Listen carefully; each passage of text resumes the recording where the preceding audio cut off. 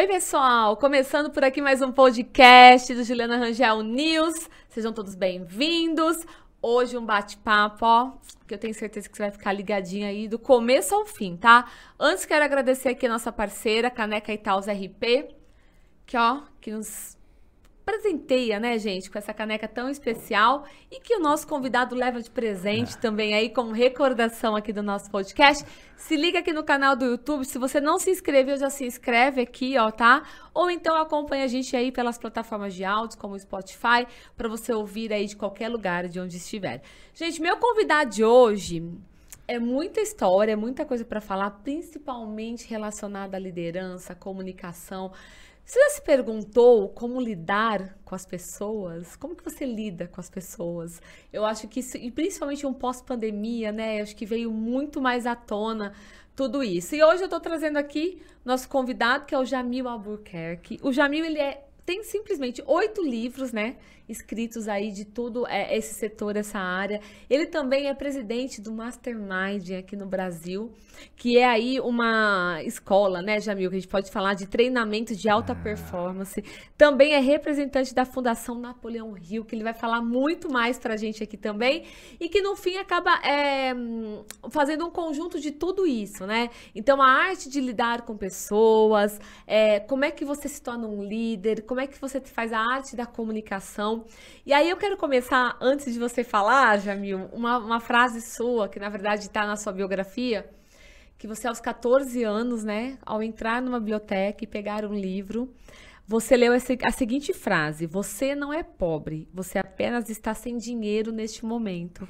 Que eu acho que foi o que despertou em você em estudar e procurar mais sobre tudo isso, né? Seja bem-vindo. Muito obrigado, Gil. Prazer e honra estar falando contigo, falando com os teus ouvintes, telespectadores. Esse canal eu tenho te acompanhado muito, tem dado assim, um eco extraordinário. Parabéns pela tua audiência. E essa frase, eu diria que ela foi uma frase assim, muito divisor de águas, porque, Juliana, quem nasceu nos anos 60... dizer que nasceu pobre é redundância, porque o país era muito pobre, então todo mundo era pobre. Eu via aquelas famílias de 11 irmãos, onde tudo era muito, muito, muito limitado mesmo, a escassez. E quando você é pobre, você tem uma sensação de que aquilo é um destino. Você tem uma sensação de que aquilo vai ser para sempre, aquela escassez de tudo. Não é só de alimento, é de roupa, é disso, é daquilo, falta tudo. Ainda mais com 11, né? E um pai e uma mãe que tinham uma formação muito mínima, eram semiletrados, né? E eu, claro, também fazia parte de uma igreja, faço até hoje, muito, muito rígida. Então você tinha muitas limitações. E ler era uma alternativa de lazer. Então eu fui na biblioteca, tinha volume 1 e volume 2, peguei aquele livro, volume 1, para levar para casa numa sexta-feira à tarde. Nas primeiras páginas. Na verdade, isso aconteceu dentro da biblioteca. Eu levei ele por causa disso. Eu li nas primeiras páginas, o autor falou isso. Você não é pobre, você apenas está sem dinheiro.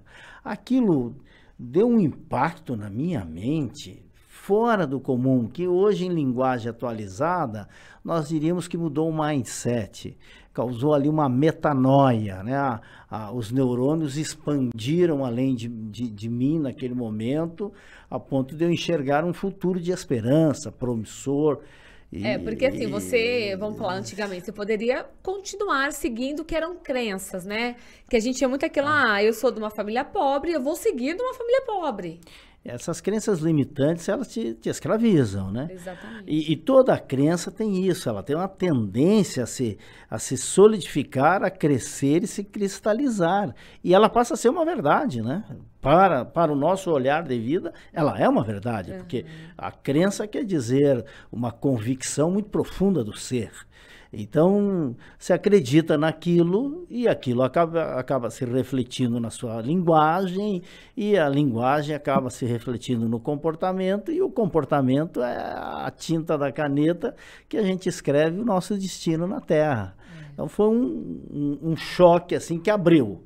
Aí aquela primeira abertura E aí, desde então, eu dediquei-me... De 14 anos para cá, não parou mais. Porque aí eu li o volume 1, aqui está o livro original, esse aqui ainda é antes do original.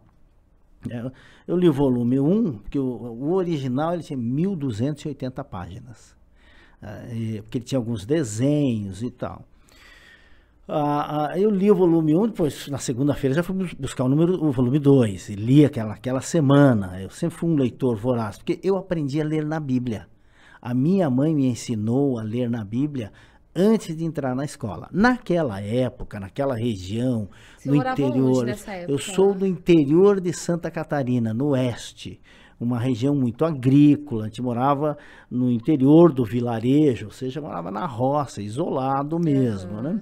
Depois é que, dada uma situação muito atípica familiar, a gente saiu, foi embora para o litoral, morar como todas as famílias pobres, quando vão para a cidade, vão morar na periferia.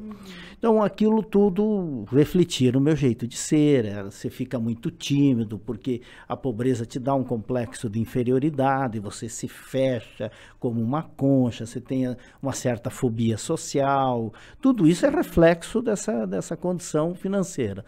E como eu aprendi a ler na Bíblia, porque a minha mãe era muito religiosa, me deu uma grande vantagem competitiva. Que vantagem foi essa? Eu lia sem ter necessidade das figuras. Porque a criança você estimula a leitura com as figuras. E eu já não, eu já tinha o hábito, porque a minha mãe ficava rachando lenha, ficava me ensinando, e dos irmãos eu fui o único que tem isso, né? Tem um para cá, um para lá, como é que diz o Alceu Valença, cada um com sua... cada um com sua classe e seus estilos de agradar, né? Um gosta do mel, outro gosta do fel, então eu gostava das letras. E ao gostar das letras, ela sentiu também um certo prazer em me ensinar. E aí a leitura foi a minha grande carta de alforria. Eu saí lá do menino paupérrimo, engraxate, vendedor de picolé, vendedor de lenha de casa em casa, para ir dar aula na Universidade da Califórnia, ir falar na ONU para 78 países, e dar palestra na Irlanda, dar palestra na Inglaterra, em Portugal. Essa expansão, essa diferença do menino pobre para onde a gente construiu, foi graças à leitura, graças à cultura e graças ao mapa estratégico que eu montei baseado na leitura do Napoleão Hill. E você ficou em Santa Catarina até com quantos anos? Até os 32 anos. E lá você já tinha essa expertise de começar a trabalhar e se especializar em tudo que você desenvolve hoje. Eu comecei a dar aula na faculdade, né? Porque no início final da década de 80, início da década de 90, ser professor universitário era um status, né? Você dava aula. E aquilo encaixava muito com o meu propósito. Porque quando você tem aquela vivência que eu tive dentro das igrejas, ou você vai para o caminho eclesiástico, né? Porque eles aproveitam muito os quadros que gostam da leitura, ou eu ia para a docência, ou eu ia para a política, porque eu também tinha facilidade de entender aquele tabuleiro político ali. Rapidamente eu entendi como é que aquele jogo era jogado. Como eclesiástico, como pastor, eu tenho formação em teologia, mas nunca fui pastor. Eu rapidamente entendi que se eu fosse ali, eu ia agir como um executivo. E aí quando você age como um executivo na frente de uma igreja, você vai cair num vazio ali na frente muito grande. Assim, as experiências que eu vi de amigos, de pessoas que seguiram carreira eclesiástica pensando que era uma carreira e não uma vocação, sofreram quando chega lá na frente.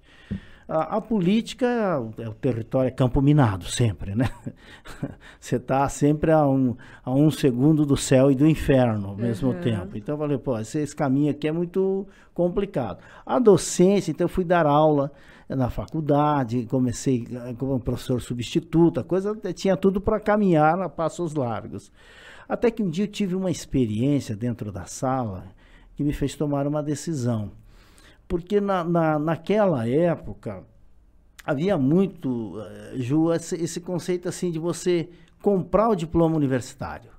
Era assim, ele comprava fazia um carnê de 60 parcelas, comprar no sentido figurado, né?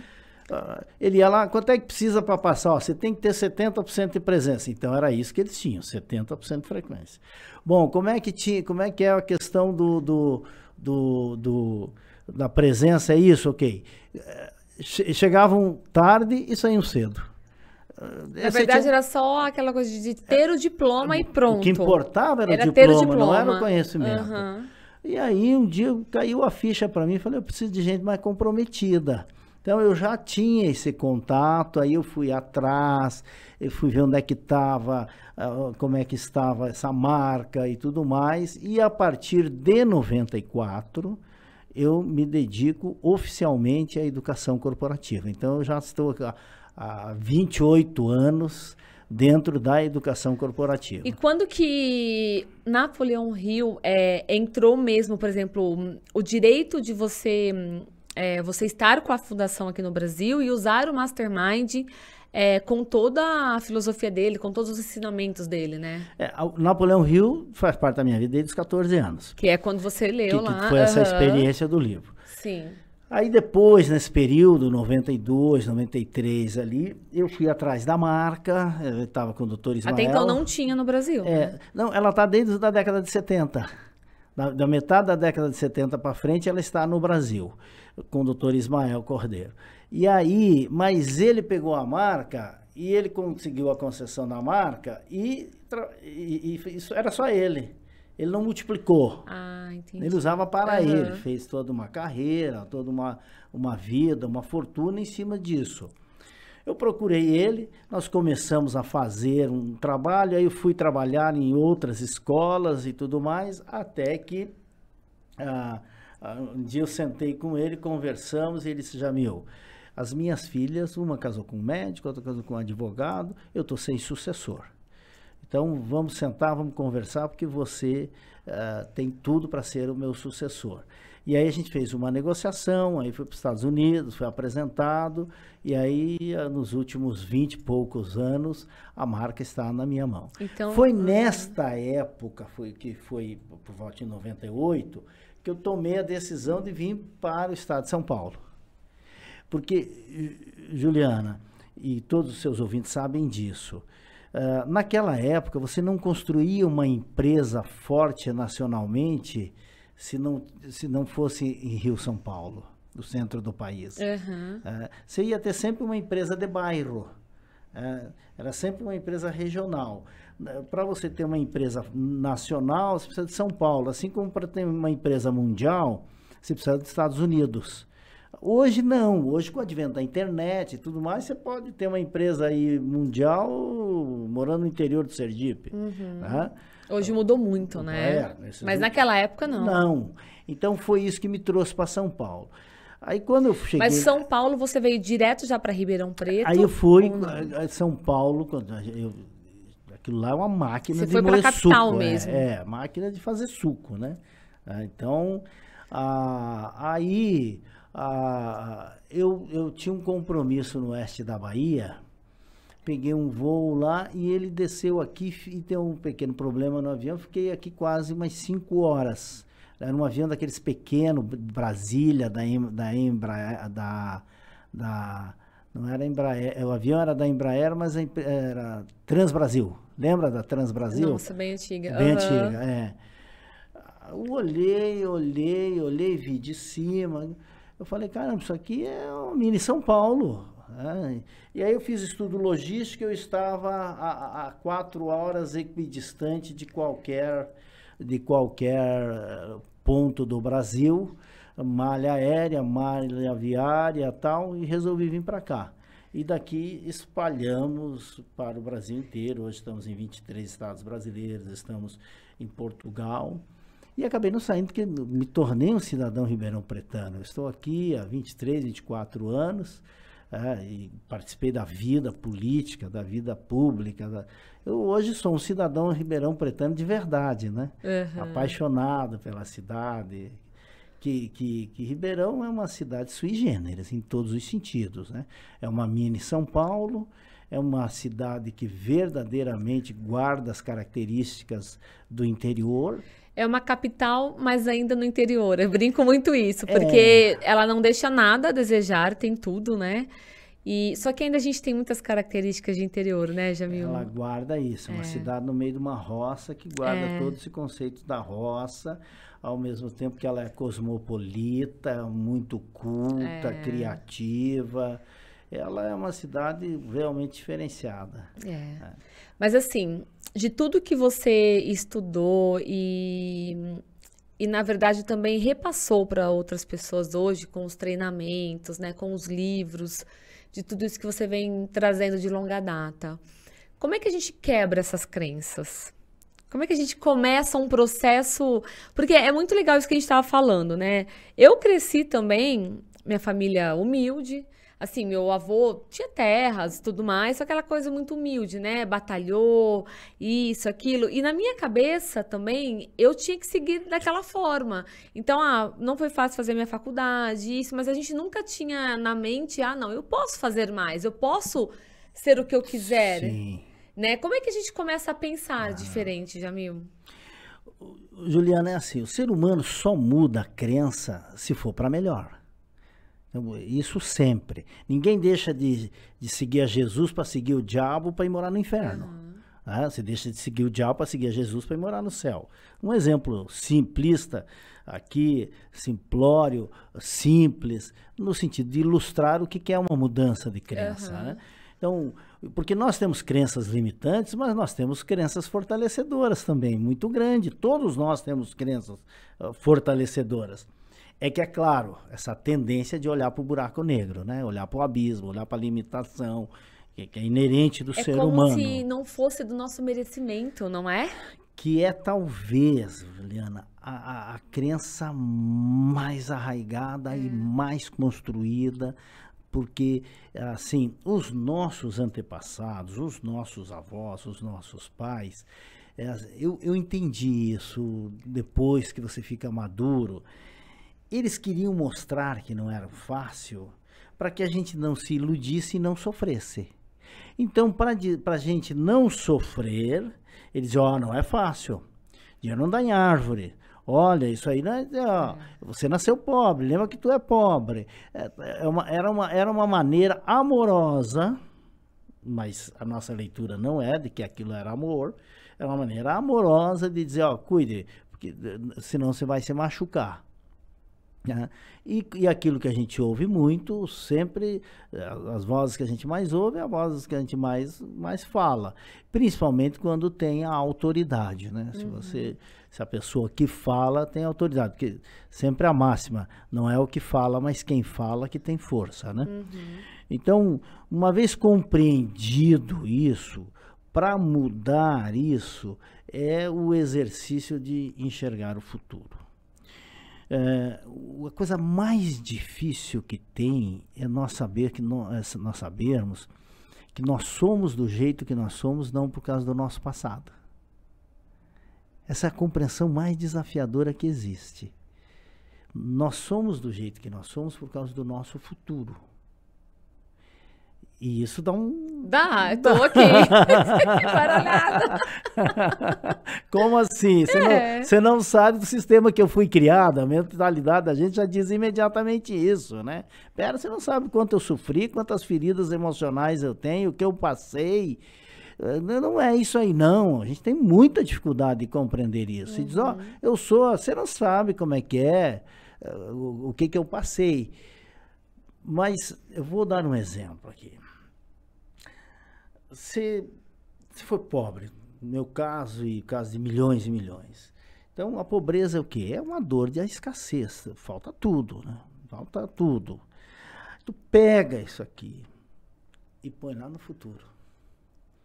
Você tem medo que lá no futuro vai faltar. E aí você começa a se comportar aqui com medo de faltar lá. Então, você fica, né, avarento, com medo das coisas não dar certo, começa a me comportar no presente com medo do futuro. Tem medo de arriscar, De né? arriscar. Mas, na verdade, o que a gente fez foi pegar o passado E e jogar colocar pro no futuro. futuro. A pessoa foi traída lá no passado. Ela pega essa traição, coloca aqui e começa a se comportar. Não confiar em ninguém, não vai me trair, vai me trair. Casos de abusos, né? Pessoas que A gente vê foi abuso muitos se muito. refletindo nos dias de Ele hoje. põe lá e diz, nossa, quem veio me proteger vai me abusar. Então, o comportamento do presente está baseado no futuro. Claro que o passado é banco de dados, mas o nosso comportamento é um comportamento baseado no futuro. E essa percepção é um desafio. Eu vou te dar agora um exemplo bom. Eu te vi lá passeando na Rota 66 lá. É uma viagem linda tua, te acompanhei. Agora fala para mim, agora, Juliana, um outro local, fora esse. Um outro local assim que é um sonho conhecer, que você adoraria passar 15 dias lá no mundo. Ai, eu tenho tantos. Isso. Pega-se o ápice. Nashville. Nashville? É. Nashville. Já falei errado. Nashville. É. Que é bem o interiorzão dos Estados Unidos, bem aquela coisa de resgate country deles. Ali no Tennessee. Que eu nem sei se Nashville é capital do Tennessee. Uma cidade linda. É uma cidadezinha bem pequenininha, mas que é bem tradicional mesmo da cultura country deles, raiz. Total. A coisa mais linda. Eu fui 2 vezes a Nashville. Você já foi? Foi 2 vezes a Nashville. Tá, então vamos lá. Você pega, se organiza em tempo, se organiza em dinheiro, e vai na agência, traça todo o teu projeto, compra, fecha contrato, paga, e daqui a um mês você vai passar 15 dias lá. Quando você sai da agência, como é que está teu estado de ânimo? Nossa, 1000. Agora eu vou. Então o teu presente começou a ser ditado pelo futuro. Então, compreender isso é que a mente precisa fazer uma rearrumação mental. Então, para voltar à origem da pergunta, que é como mudar a crença, como é que se quebra uma crença, é colocar no futuro esperanças. É pensar, na verdade, como se você já estivesse aqui, né? Exato. Então, é o exemplo que você falou da viagem, colocar tudo isso. Então, por exemplo, a mesma coisa no trabalho. Se eu tenho um plano de crescer profissionalmente, fazer alguma coisa, eu tenho que projetar aqui para criar a expectativa, a esperança, para que eu siga. Eu gosto muito de séries americanas. Sou apaixonado por séries americanas. Esses dias eu estava revendo Big Bang Theory. Você conhece essa série? Eu conheço só o nome, nunca assisti. Então, vendo lá as primeiras temporadas, e aí estão lá, são os nerds, né? Aí eles estavam conversando e ele conheceu uma garota, e aí na terceiro encontro começaram a conversar sobre o futuro. Olha, vamos fazer isso quando a gente se formar. Daqui a pouco o nerd, o menino, falou assim, uau!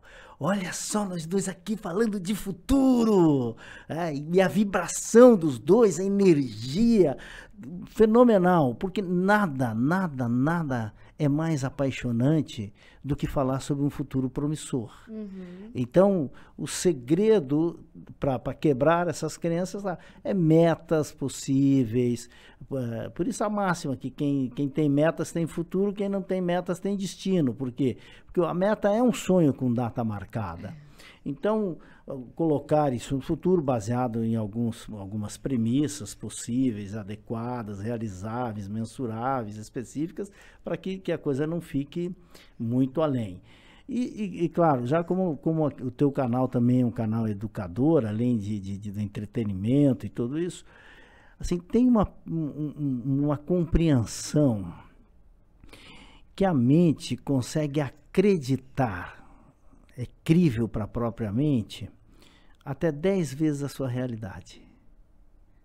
Vou te dar um exemplo. Você tem um carro, aí você diz assim, eu vou ter 10 carros. A mente acredita. Mas você diz assim, eu vou ter 100 carros. Você diz, a própria mente se boicota. Então, até 10 vezes, se alguém quiser pegar esse momento aqui, construir algo, leva a realidade 10 vezes. Quando chegar lá, faz mais 10. Né? Dá um passo de cada vez. O 10, 10, 10, o 10 vezes. Trace metas críveis dentro de si mesmo até 10 vezes. E aí vai começar a desenvolver a liderança, que foi o que você falou. Porque o que faz um líder? 3 pilares faz um líder. Todo líder precisa ter uma visão para as pessoas o seguirem. Porque as pessoas sempre seguem quem está indo para algum lugar. Por isso que a gente vê louco com seguidores. Né? Que eles apontam o futuro. Segundo, ele precisa ter competência. Ele tem que ter um mínimo de capacidade para fazer aquele futuro acontecer. E terceiro, que é destemido, que é o mais esperto que o diabo, é saber enfrentar seus medos. É não ter medo. Mas assim, Jamil, qualquer pessoa pode ser líder? Desenvolve liderança? Qualquer perfil? Essa pergunta talvez seja a pergunta que eu mais respondi na vida. Porque assim, a gente vê todos os tipos de pessoas. Então até quando a gente faz uma contratação, a gente tem um teste que hoje todo mundo usa em empresa para saber no que ela se encaixa. É influente, aqui é mais quieta. Dominante. Tal. Até para você identificar se o perfil dela se encaixa naquela vaga. Sim. Por exemplo, qualquer pessoa, independente do perfil dela, ela pode se tornar um líder? Todas as pessoas têm os ingredientes da liderança dentro de si mesmo. Por muito tempo se vendeu uma ideia de que o líder era nato, que o líder nascia líder. Isso foi uma pregação. Só desenvolvia ali essa isso é uma pregação de dominação, Juliana, porque quando os reis da Europa foram perdendo as coroas, a máxima do vão-se os anéis, ficam-se os dedos. Eles começaram a criar um conceito de que o líder nascia líder.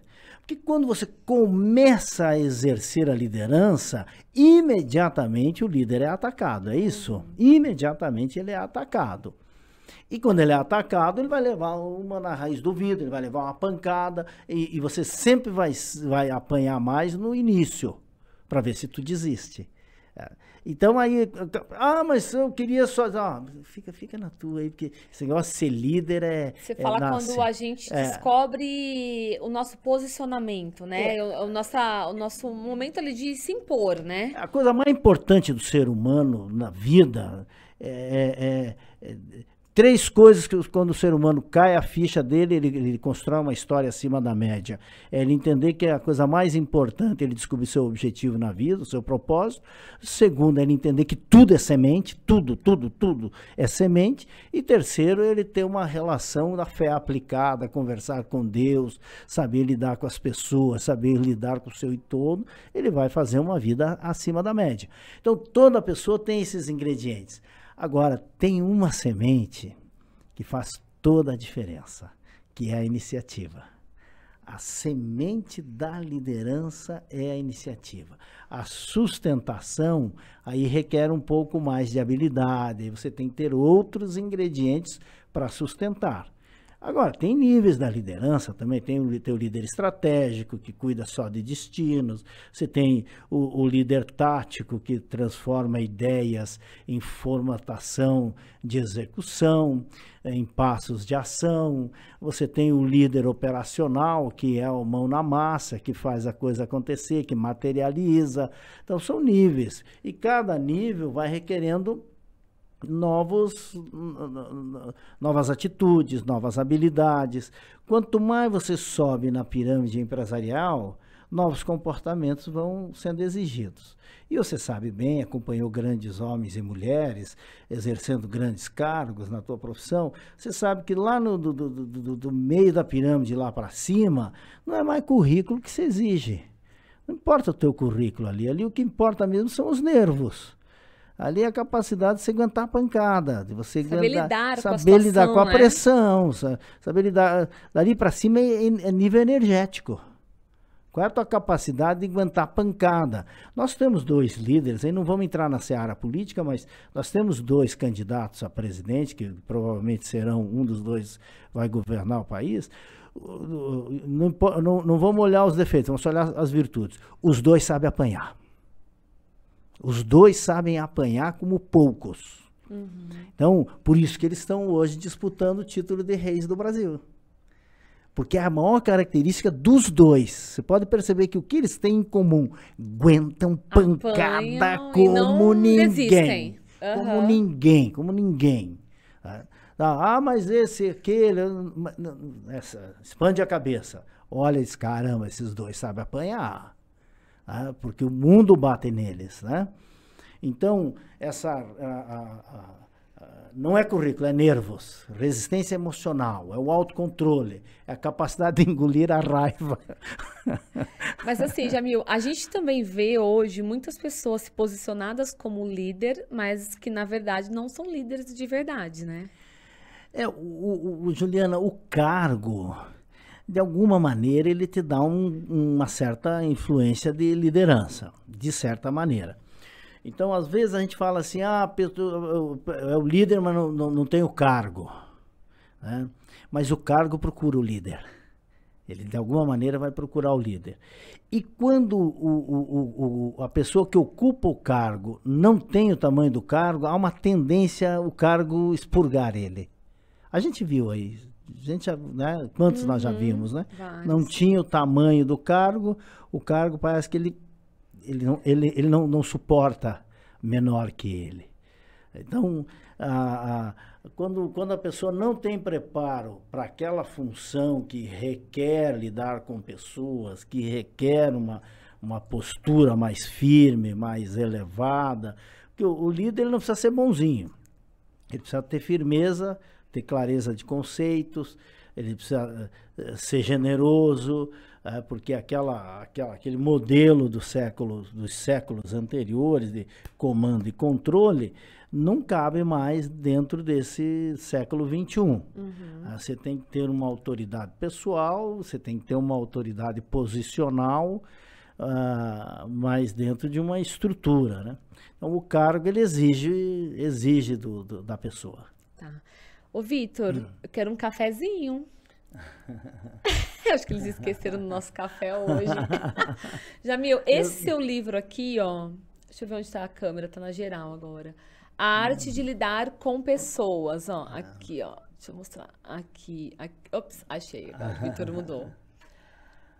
Que é, na verdade, falando, óbvio, liderança, mas, por exemplo, no nosso dia a dia, é a maior dificuldade que a gente enfrenta é lidar com pessoas, porque a gente lida com pessoas de todos os tipos 24 horas, né? Como que é lidar, a arte de lidar com pessoas? Como é essa arte? Esse livro já me levou para os lugares mais impressionantes do planeta. Já me levou para a África, para a Europa. São mais de 220 mil exemplares vendidos. E esse aqui 28ª edição. Já está na 29ª. Esse aqui eu peguei lá da minha biblioteca, porque eu saí de casa e vim para cá. Esse já é da anterior, já tem uma outra edição já. Então ele vai para... Ele estava com 220, foi lançado 10.230, ele vai para 240 mil. Ele já está em vendagem a 240 mil exemplares, o que é um número surpreendente para livro, né? Vender qualquer coisa é um desafio, vender livro é um desafio mais E ainda mais maior. Agora, nessa nova geração, né? Não que mudou muito o perfil, vamos dizer, muito mais tecnológico.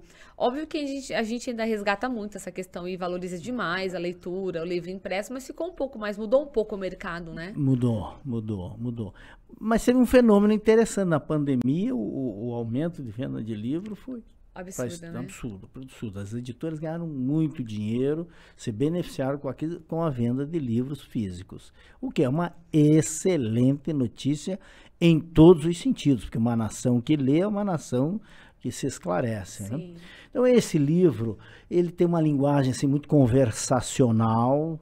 Eu anotava muitos cases de dentro da sala, pedi autorização, os nomes são reais, não são fictícios. Você conhece as pessoas, muitas pessoas aqui têm até tamanhos nacionais. E agora, o que faz a arte de lidar com pessoas? É entender o padrão de cada pessoa. Como fazer essa leitura, né? Como fazer essa leitura? Porque tem pessoas que elas são perfeccionistas e tem que entender como ela funciona. Tem pessoas que gostam de ajudar, Gosta de ajudar todo mundo gosta de... tira a roupa do corpo para ajudar alguém. Então você tem que entender como essa pessoa funciona. Tem outras pessoas que são... meta, objetivo, o trabalho. E ela funciona assim. Quando você começa a entender como as pessoas funcionam, você começa a ter um jeito. O meu pai gostava muito de cavalo. E eu também. Então, ele tinha a máxima, cavalo tem lado para montar, que é sempre do lado esquerdo. Então, se você souber o lado, você sabe como abordar. Não adianta você vir para o perfeccionista, para o disciplinado, com uma linguagem do ajudado, porque não é isso que move ele. Assim como não adianta vir falar com alguém que gosta de ajudar todo mundo, o negócio é meta, objetivo, é dinheiro, não é isso que movimenta ele. Então, tem algumas pessoas que são muito românticas. Tem gente que a vida só tem sabor se tiver romantismo. Uhum. Tem outras pessoas que são desconfiadíssimas, questionadoras, querem saber tudo o porquê. Outras olham a vida como se fosse um parque de diversão, querem desfrutar da vida. Então, outros são muito apaziguadoras. Quando você começa a fazer essas leituras, esse livro tem teste para isso dentro dele, né? Uhum. Tem teste, obrigado. Ele tem esse teste. Você toma açúcar ou adoçante? Eu vou tomar puro. Então tá. Se a gente vai trazer mais açúcar, tá? Aí essas pessoas, quando você entende como elas funcionam, começa a ficar um pouco mais fácil de lidar. Começa a ficar mais fácil. O livro ele é dividido em 3 partes, porque são 3 modelos macro. Né? Primeiro, eu tenho que saber como trabalhar o meu carisma, né? A inteligência carismática, que é desenvolver um elan para as pessoas quererem estar perto da gente, né? Como fazer as pessoas gostarem mais da gente. O segundo é como é que se influencia. Como é que eu consigo cooperação das pessoas? Porque a cooperação ela vai além do favor e além da obrigação. A obrigação você tem o poder de mando. O favor você depende de uma gentileza da outra pessoa gratuita. E a cooperação é algo que vem sem o poder de mando, vem mais que a gentileza e a pessoa faz mais que o combinado. Então, não é moeda, não é dinheiro que compra isso. Isso é mais ou menos como você contratar alguém para fazer um trabalho, você quer que ele chegue no horário, faça o trabalho e além disso você quer paixão dele, você quer comprometimento dele, você quer empenho dele, amor dele pela empresa, só por dinheiro é muito pouco. Então o que paga isso? É a habilidade do líder. Uhum. E existem pessoas difíceis, né, Juliana? Então como lidar com pessoas difíceis? Não, e eu fico imaginando assim, Jamil, como lidar, mas, por exemplo, como que a gente identifica com tanta rapidez como eu tenho que lidar com essa pessoa?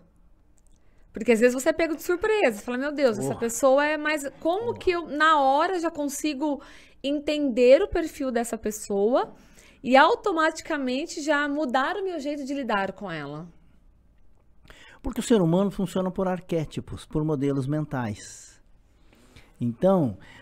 assim, quando você conhece os modelos mentais, os arquétipos, as estruturas, você consegue fazer uma leitura disso com rapidez. Uhum. Eu vou te dar um exemplo. Alguma vez, alguma cigana já te abordou e pediu a mão? Nossa, várias. Várias, né? Agora eu não sei se tem mais, mas aqui no Calçadão em Ribeirão... Era no país inteiro, era no mundo, não é nem no país. Ali na Península Ibérica, Portugal e Espanha, então muito mais tem. Quando ela pega a tua mão, ela pega ali, ela vai falando algumas coisas básicas. Já vi que você é um batalhador. Quem é que não é batalhador? Uhum. Já vi que você teve um grande amor na sua vida. Quem é que nunca teve um grande amor na sua vida? Então, o que essa pessoa está falando? Ele está chutando? Ela é um enganador? Talvez sim, talvez não. Mas o que ela está falando são de arquétipos, modelos mentais ancestrais e que, de alguma maneira, encontra eco dentro de nós. Então, no comportamento também não é diferente. Eu aqui na conversa citei aí 4, 5 comportamentos macros, padrões, e que tem seus subpadrões, que tem suas reações específicas, que tem as suas virtudes, que tem os seus vícios. Claro que isso requer um estudo um pouco aprofundado, ou bastante aprofundado, para desenvolver uma habilidade dessa. Porque, Juliana, uma habilidade como essa vale muito, né? Não vale só dinheiro.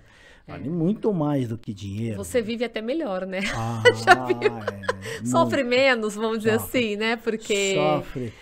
a gente passa, às vezes, por situações que não são necessárias, né? E, às vezes, é por causa de um comportamento errado mesmo com uma pessoa, né?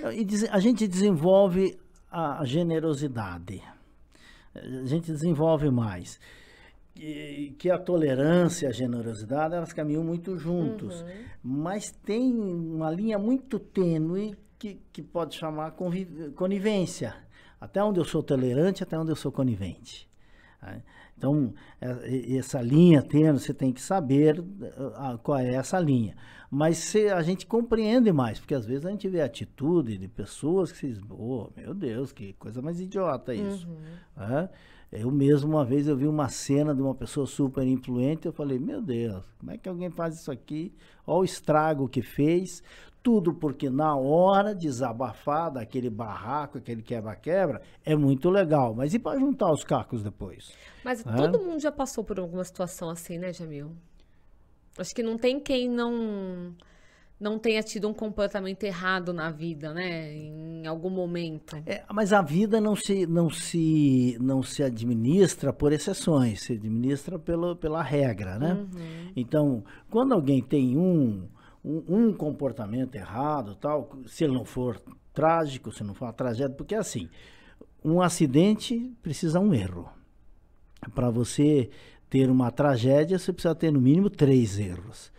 Para você ter uma catástrofe, você precisa ter no mínimo de 5 erros para frente. Então, se você tem um erro, você tem um acidente. E um acidente você corrige. Dificilmente ele é fatal. Né? Se você tem 3 erros, você pode ter aí uma tragédia. E às vezes a tragédia é fatal. Agora, a catástrofe, então, algumas pessoas vão se conduzindo de tal maneira que fazem a sua vida ser uma catástrofe. Então, um erro, um momento, isso, né, é possível de você equalizar. E a gente está convivendo com pessoas assim, né, aí tem aí, porque dentro da psicologia tem muito o modismo também, né? Há 15, 20 anos atrás, falava muito na bipolaridade, né? É bipolar. Não, esse é tripolar, esse é quadripolar, porque era mais do que bipolar. Todos nós somos bipolares. Todos nós. Com mais intensidade e menos intensidade. Quantas vezes eu e você já ficamos irritados em questão de segundos? Então agora, assim, uma palavra gatilho, meu, já se fecha, né? Então, agora, essa bipolaridade, quanto tempo eu fico nela?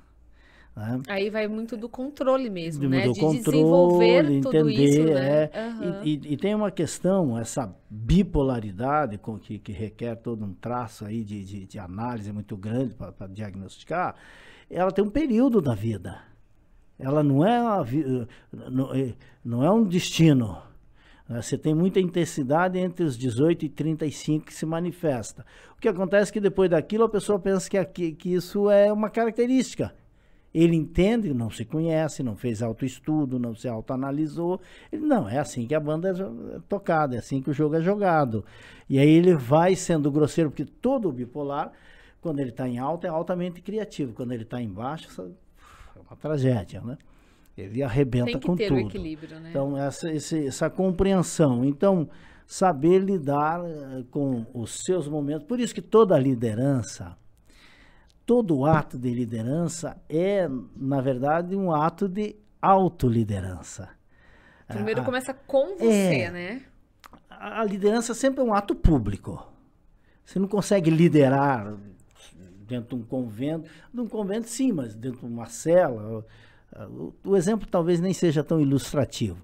Mas para liderar tem uma máxima que diz, você quer saber que você é líder, olhe para trás do seu ombro, se tiver gente te seguindo, você é líder. Se você não tiver gente te seguindo, você tem vontade de ser líder, mas ainda não é líder, porque todo líder tem seguidor. Mas antes desse ato ser público, ele é um ato interno. Toda vitória externa tem que vir de uma vitória interna primeiro. Então, esse fortalecimento interno é muito necessário para que ele possa sustentar, porque tem que ter estofo para a liderança. Você numa mesa de negociação, você resolver um problema, por que todo headhunter, para quem não está habituado com esse termo, quer dizer caçador de talentos, por que quando vai afunilando, a pergunta clássica que vem sempre é: quais foram os maiores problemas que você já resolveu na vida? Por quê? Porque o que vai definir o teu tamanho mental, o teu termostato mental, é a capacidade de lidar com situações difíceis.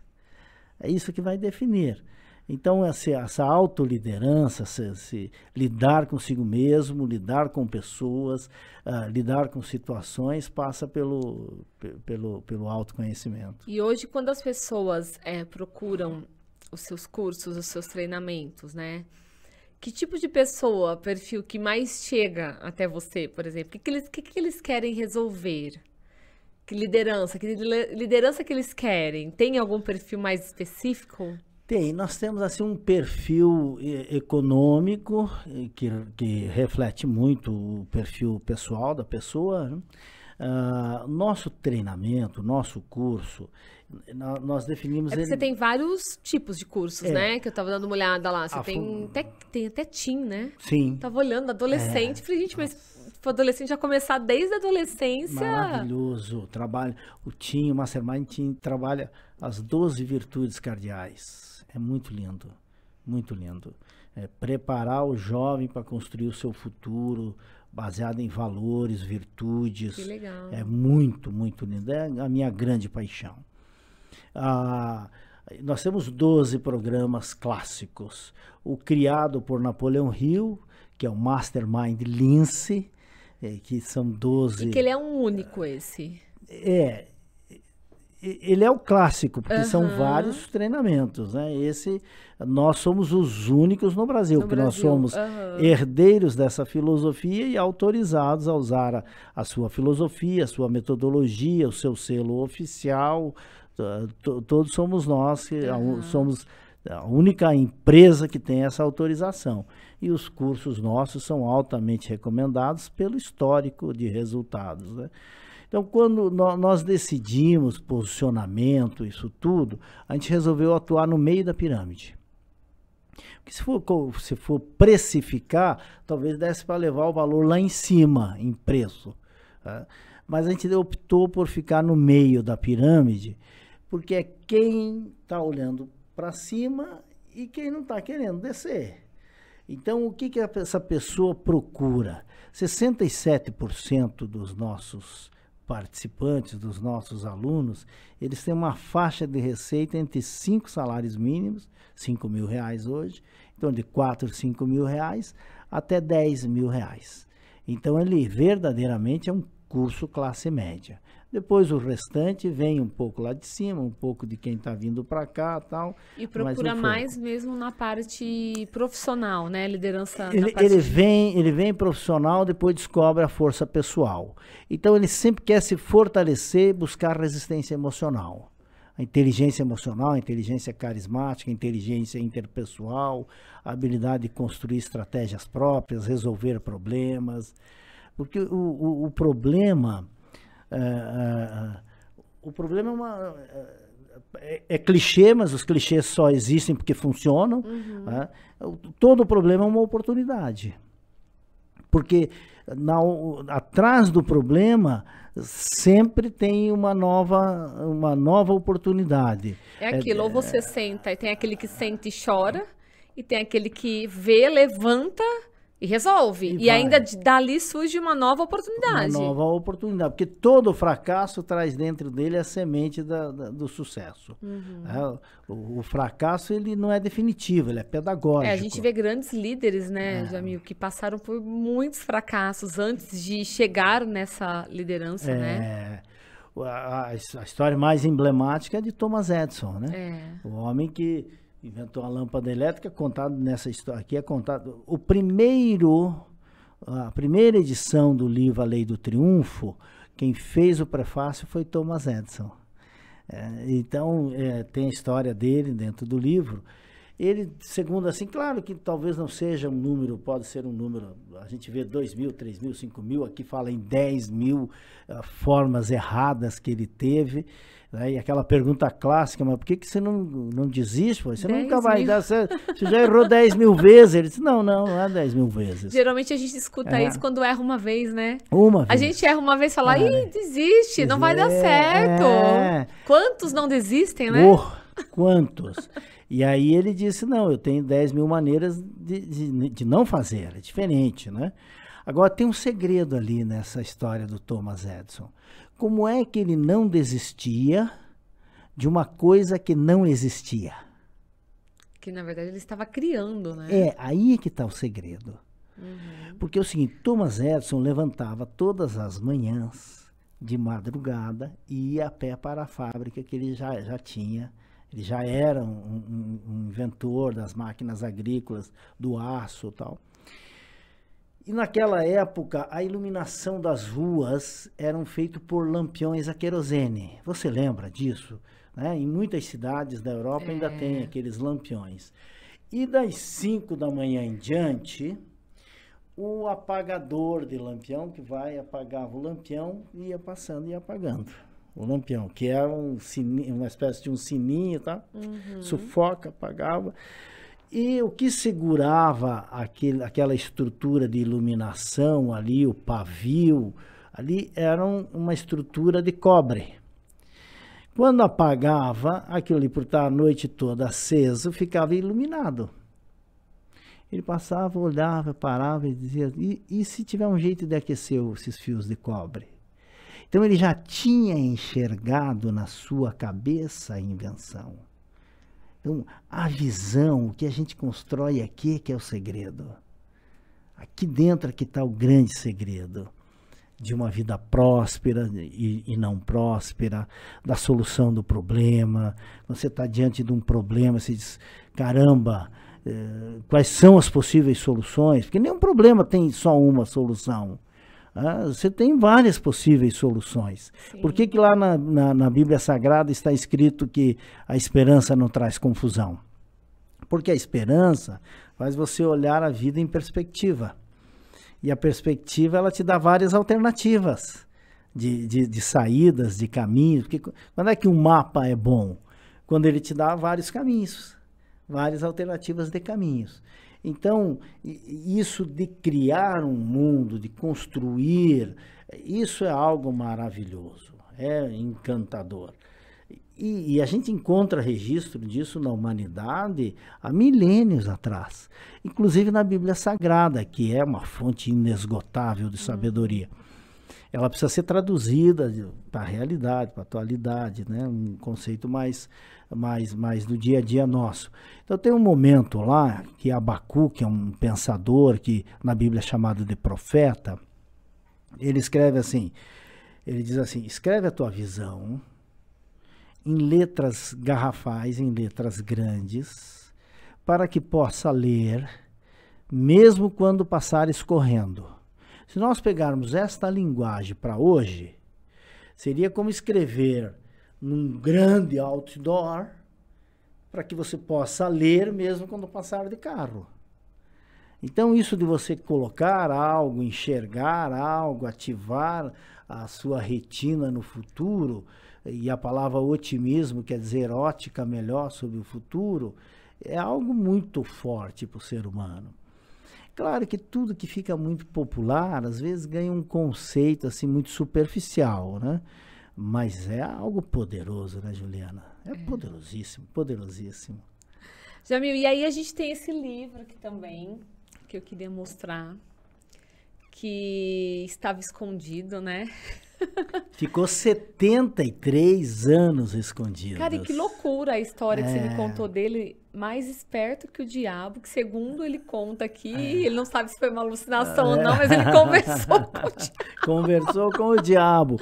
E no Brasil, ele é o 3º ano consecutivo que ele é o mais vendido em todas as categorias. em todas as categorias. Porque no final do ano passado houve uma polêmica se ele era o mais vendido, não era o mais vendido, e aí veio aquela lista dos best-sellers e mostrou quais foram os mais vendidos em várias categorias, mostrando E esse aqui, que inclusive, ele, tem a introdução do Thiago Nigro, né? Que esse também é... bem conhecido, o Thiago, né? Hoje é um dos grandes nomes. Exatamente. Então, esse livro foi o seguinte, Napoleão Hill era teu colega de profissão, era jornalista, escrevia para um grande jornal de Chicago, e ele escreveu sobre a corrupção. E Chicago até hoje é um problema, né? Que é o que você contou, que ele saiu foragido com 3, 4 peças de roupa. E aí ele escreveu, deu os nomes dos corruptos, os corruptores, e era da família do Al Capone, que é um mafioso lendário, né? Você chega em Chicago, você tem lá o circuito do crime. Tu entra naqueles ônibus e tal, você passa pela casa do Al Capone, passa pela onde ele montou aquela lavanderia famosa, porque ele começou a ter problemas, né, com o fisco, aí ele montou uma lavanderia para poder parecer legal. E dava tanto lucro aquela lavanderia que eles disseram assim, ué, mas como é que uma lavanderia dá tanto lucro? O que ele lava lá? Aí alguém disse, ele deve lavar dinheiro. Por isso que até hoje tem essa expressão, lavar dinheiro. Vem dessa situação do Al Capone. Então, aí ele escreveu, eles no outro dia de manhã, amanheceu o dia, eles mataram o dono do jornal e ele recebeu um telefonema que ele era o próximo. Ele fugiu, ficou 1 ano e 2 meses escondido num porão. E foi daí que veio esse livro. E foi daí que ele começou a escrever, ele pessoa que estava ficando louco. Aí, como todo jornalista, começou a fazer pergunta para loucura, escreveu isso, mas era muito doido aquilo. Então ele pegou e deixou guardado. Desde 1938. Ele deixou lá escondido o livro e não lançou. E aí o livro só foi lançado pelo neto dele, o Dr. James Hill, que é um amigo meu, pessoal, inclusive, que encontrou e disse, não, isso aqui não pode ficar inédito, não. E lançou em 2011 lá e explodiu no mundo inteiro. Esse livro explodiu no mundo inteiro. Ele hoje, no mundo, já passa de 10 milhões de livros vendidos. É 100 milhões, né? 100 milhões os livros dele, né? Ah, no total. No tá, total, desculpa. é o autor, Mas 100 milhões de todo o autor, né? E 10 milhões esse. Esse é um fenômeno, E aí né? pro Brasil ele veio para 2016, né? Foi lançado em 2016 pela editora E está entre os mais vendidos. Está entre os mais vendidos. Porque ele fala, ele fala da pandemia, dos instrumentos de dominação, do ritmo hipnótico, como é que o diabo age na mente do ser humano, como é que ele faz instrumentos de dominação, como é que você é dominado pelo diabo, porque a palavra diabo quer dizer aquele que divide, aquilo que te enfraquece, porque tudo que divide enfraquece, né? A pandemia ela foi um divisor de águas, né, Jamil? No sentido da gente se autoconhecer, né? Um pouco mais, tanto aqueles que evoluíram como aqueles que regrediram, né? No sentido de saber lidar com situações, porque eu falo assim, principalmente na parte econômica, né? Muitas pessoas quebraram suas empresas, outros viram na pandemia a oportunidade de crescimento, né? Muitas pessoas em dificuldades, muitas até mesmo em questões pessoais, né? De não saber lidar em relacionamentos, né? Então tivemos muitos divórcios, mas também, por outro lado, muitos relacionamentos fortalecidos, né? Então foi um momento que muitas pessoas, eu falo que acho que a maioria, né? Fomos pegos de surpresa, na verdade, todo mundo, mas que nós tivemos um momento ali de se autoconhecer muito mais também, né? O rebote está vindo agora, né? O rebote da pandemia está vindo agora, que está sendo chamado de burnout. O burnout da pandemia, que é esse estresse, esse cansaço, esse profundo e essas reações, né?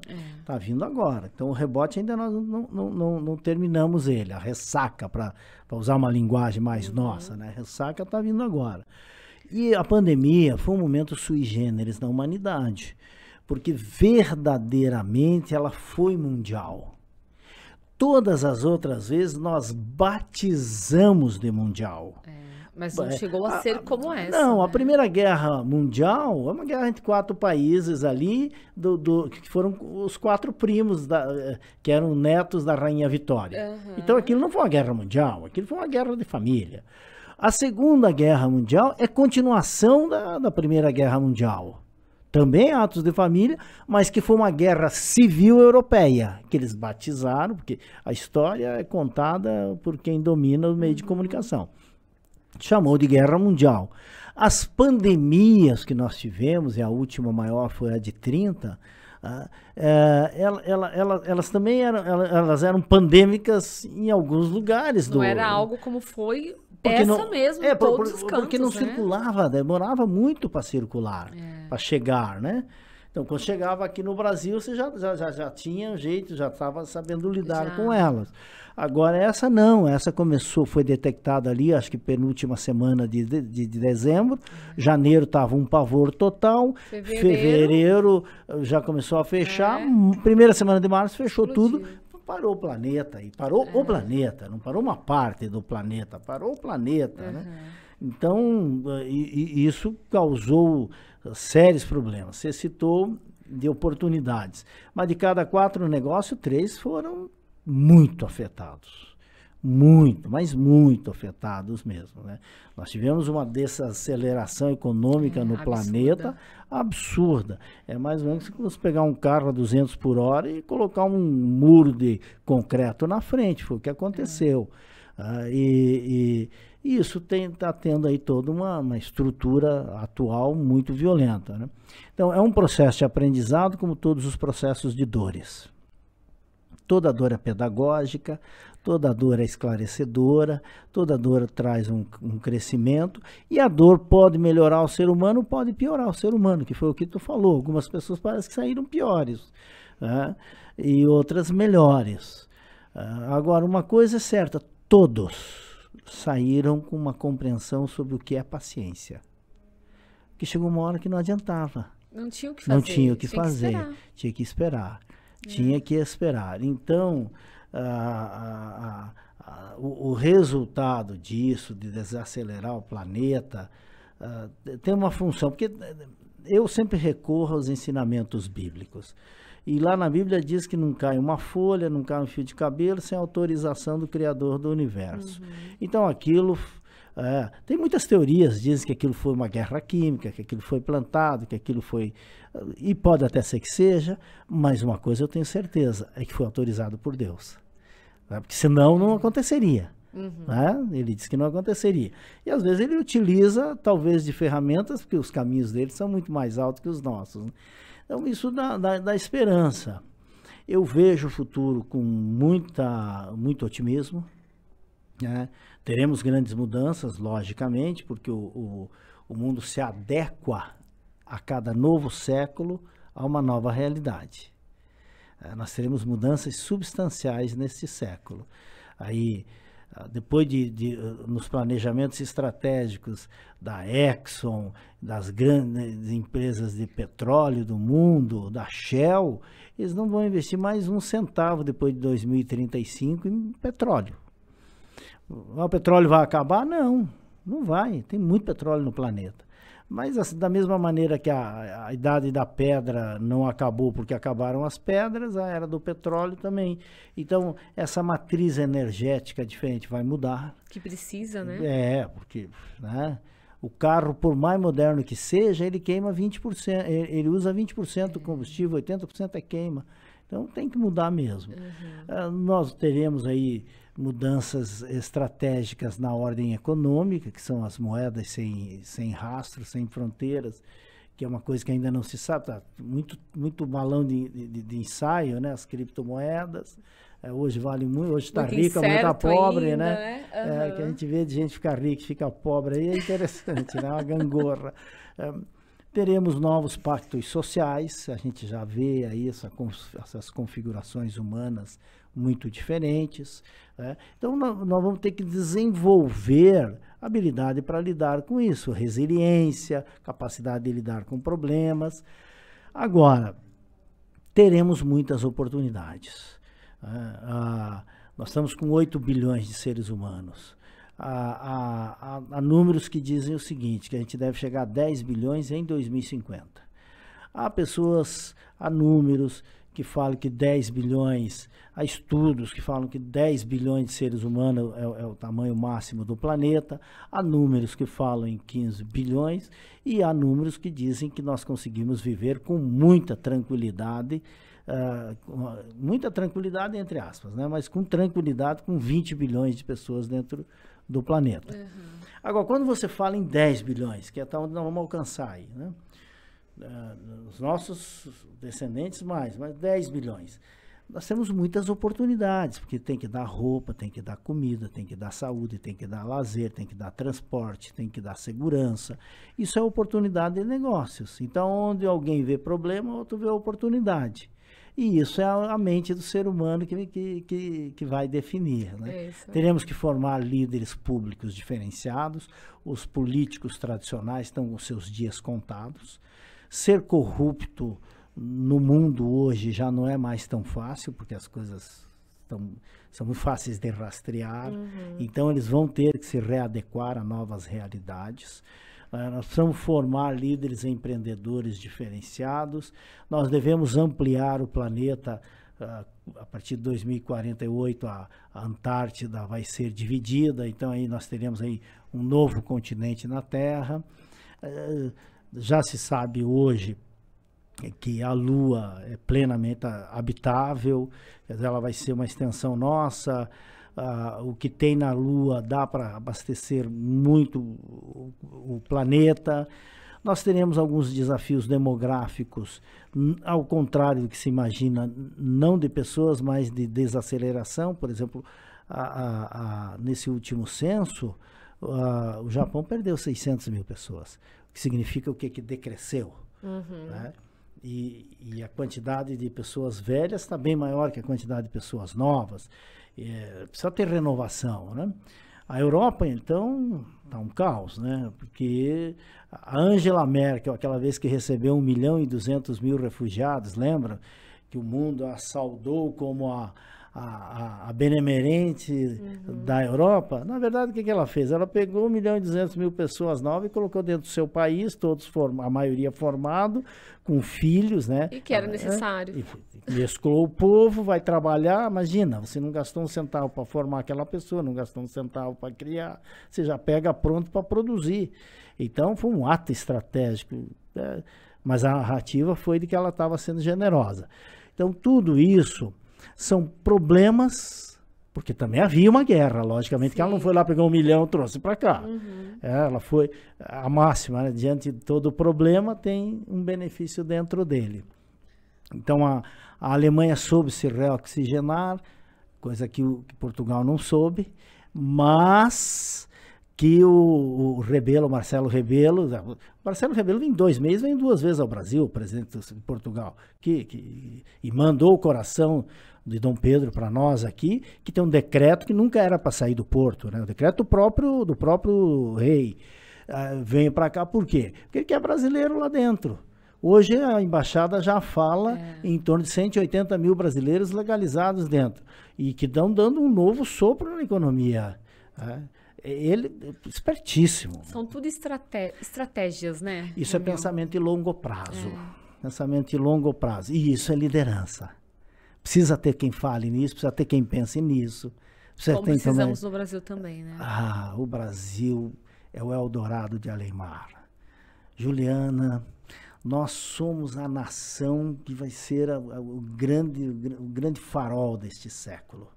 Porque, veja bem, com o advento da Antártica sendo explorada a partir de 2048, nós somos o país que mais temos insumo de fornecimento. Porque eles vão ter que construir prédio lá. Eles vão ter que dar comida lá. Né? E quando você vai fazer análise macro da liderança global, você analisa 3 coisas básicas. Primeiro, capacidade de fornecimento. Segundo, logística. E terceiro, os friendly countries, que eles chamam, os países amigos. Então, veja bem, a Rússia tem gás. Ok, então tem capacidade de fornecimento. Tem logística geográfica, está perto da Europa. Mas é inimigo, vão morrer de frio agora lá. Vai morrer de frio lá. Vai ter um caos agora, né? Na boca do inverno. Vai ter um caos. Lá a Europa desse ano vai ser uma tragédia. Tá? Minha filha ia passar o final do ano lá, já está revendo. Ia para a Inglaterra. Tá? Não vai poder, se você ligar o ar-condicionado acima de 19 graus, você pode ser multado e se você for renotificado, você pode ir preso. Vai ter um racionamento. Né? Então, você tem que analisar a capacidade de fornecimento, logística, qual é a facilidade da logística e que seja países amigos. Então, o Brasil é país amigo de todo mundo. Né? Temos capacidade de fornecer o que quiser. E estamos pertinho da Antártica aqui, né?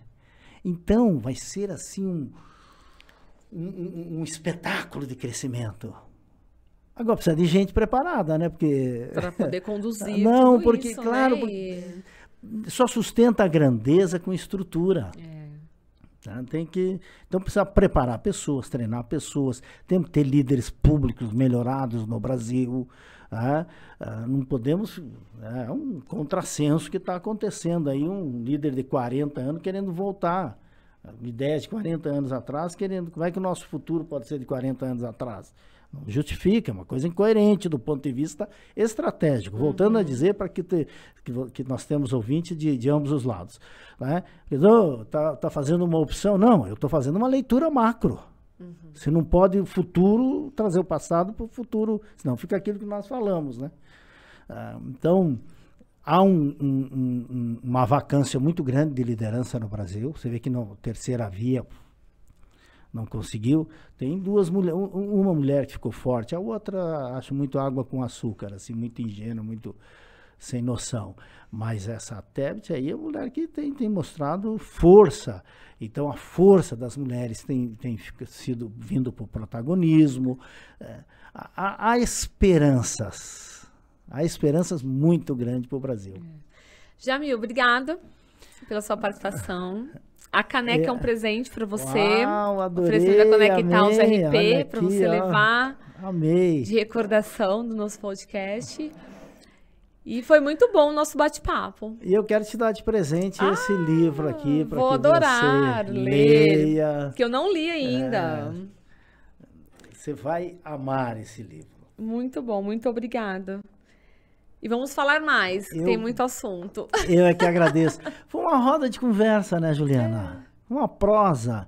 E cultura se constrói com roda de conversa. Exatamente. Eu me lembro de um final num programa do Mitre, no domingo à noite, na Bandeirantes. Como é que era o nome? Acho que é Mesa, não sei. Era no domingo à noite, o Mitre é que fazia entrevistas, e tem até hoje, eu acho. E aí ele entrevistou o Paulo Altran, lembra daquele ator fenomenal, Paulo Altran? Sim. Na semana anterior à sua morte. Fizeram um link ao vivo, o Paulo estava lá no Rio e eles aqui em São Paulo. Se a gente lembrar aqui o nome do programa, vamos até citar aqui. Então, eu estou tentando lembrar. Aí eles fizeram um link, o Paulo sentou do lado da cama, ele já com 80 e poucos anos, estava muito doente, ele com um cobertor, provavelmente estava frio, ele estava frio e tal, ele assim dando a entrevista ao vivo, conversando. Aí o Mitre disse: Paulo, para fechar, o que resume a vida? Ele disse: a vida se resume numa boa conversa. Se você puder ter uma boa conversa, aquilo que o Friedrich Nietzsche, aquele alemão desesperado, aquele filósofo, dizia: case com alguém que você goste de conversar, porque no final vai ficar o afeto e a prosa, né? E isso constrói cultura, que é o conjunto de hábitos que verdadeiramente solidifica uma comunidade, uma sociedade. Então, nós fizemos isso aqui, né? Exatamente. Uma boa prosa. Obrigada, Jamil. Eu que agradeço. Pessoal, obrigada. Vamos ficando por aqui. Até o próximo episódio. Tchau.